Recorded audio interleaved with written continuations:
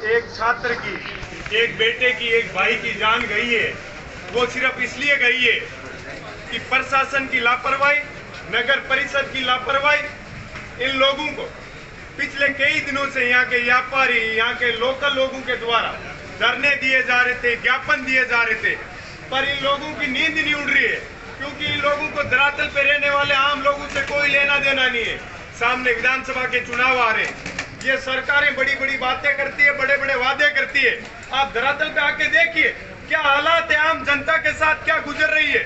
साथियों, कुछ समय पहले, कुछ महीने पहले एक पिता की हत्या हो जाती है, आज एक बेटे, एक भाई की हत्या हो जाती है, सिर्फ प्रशासन की लापरवाही की वजह से। दिन दहाड़े ये हत्याएं होती है। सोचिए, अपने भाई के साथ, अपने बेटे के साथ, अपने साथ इस प्रकार की घटना घटित हो जाती तो अपने साथ क्या बीतती, अपने परिवार के लोगों के साथ क्या बीतती। जब तक ये युवा शक्ति, ये किसान शक्ति, ये मजदूर शक्ति सड़क पे आके अपनी ताकत नहीं दिखाएंगे, अपन किस प्रकार के जनप्रतिनिधि लोग चुनते हैं जिन लोगों को अपनी फिक्र ही नहीं है, अपने साथ क्या अन्याय हो रहा है, क्या न्याय हो रहा है, किसी को कोई मतलब नहीं है। साथियों, अपन लोगों को मजबूती से, बड़ी ताकत के साथ ये लड़ाई लड़नी पड़ेगी, तब जाके आम जनता के साथ ये न्याय की मुहिम चालू होगी।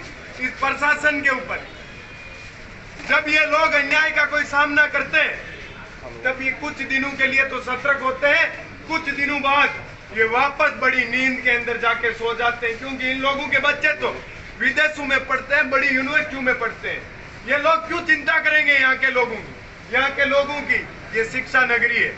सीकर जैसा शहर जो राजस्थान के सबसे टॉप लिस्ट के अंदर शिक्षा नगरी में आता है, वह इस प्रकार की दुर्घटनाएं होती है, घटनाएं होती है, तो सोचिए प्रदेश के अंदर प्रदेश के मुखिया जी बैठे, उनके ऊपर कोई मतलब नहीं है। बड़े बड़े वादे, बड़ी बड़ी जब रैलियां होती है, जब बड़े जनप्रतिनिधि आते तो घोषणाएं तो बहुत बड़ी बड़ी कर दी जाती है, लेकिन धरातल पे आम जनता को आज भी किस प्रकार की घटनाओं का सामना करना पड़ रहा है। सोचिए, उस 5 बहनों के इकलौते भाई की आज जान चली गई, उनके पिताजी सेना के अंदर देश की सुरक्षा की लड़ाई लड़ रहे, उनके बेटे की हत्या हो गई। सोचिए उस परिवार पे क्या गुजरेगी।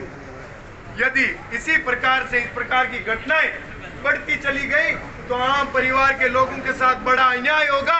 उस अन्याय को अपन लोग कभी भी, युवा शक्ति सहन नहीं करेगी। सड़क पे आके कलेक्टर और एसपी को भी अपन चैन की नींद नहीं सोने देंगे। अपने साथ अन्याय होगा तो अपन किसी भी व्यक्ति को चैन की नींद नहीं सोने देंगे, ये गारंटी है। ये युवा शक्ति सड़क पे चल के बड़ी मजबूती से लड़ाई लड़ेगी। कोई आंदोलन करने से अपन लोग डरते नहीं है, लड़ाई लड़ने से, केस मुकदमों से अपन लोग डरते नहीं है। लड़ाई लड़ेंगे, भिड़ेंगे, मजबूती से लड़ेंगे। इस नाकारा और निकम्मा प्रशासन को जगाएंगे कि उनकी जिम्मेदारी क्या है, जनप्रतिनिधियों की जिम्मेदारी क्या है, उनको अवगत कराएंगे। और आप लोगों को, इस जनता के लिए, जनता की मजबूती के लिए आप लोगों को काम करना पड़ेगा। आखिरकार हम लोग तभी चैन की सांस ले पाएंगे, क्योंकि अक्सर ये घटनाएं किसके साथ होती है? गरीब परिवार से, मजदूर परिवार से जो लोग आते हैं, ये अक्सर अन्याय 100% उन्हीं लोगों के साथ होता है। मेरा ये मानना है कि अपन लोगों ने आज ये लड़ाइयां मजबूती से नहीं लड़ी।